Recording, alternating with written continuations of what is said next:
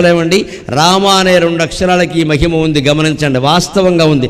రా అనగానే నోరు తెరుస్తాం మనం, వెంటనే ఏమవుతాయట, అంతవరకు మనస్సులో గూడు కట్టుకుని ఉన్న పాపాలన్నీ బయటకు వచ్చేస్తాడు. నోరు తెరిచావుగా బయటకు వచ్చేసి వెంటనే మా అనగానే మూసి అంటే పెదవులు ఇంకా మళ్ళీ లోపలికి వెళ్ళవట. అది రామ అనేదాని మంత్రం అన్నాడు.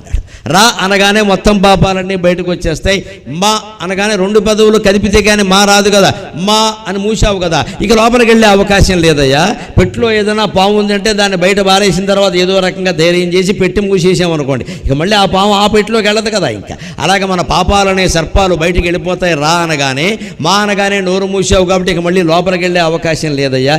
ఇంతకంటే గొప్ప మంత్రం ఎక్కడైనా ఉంటుందా?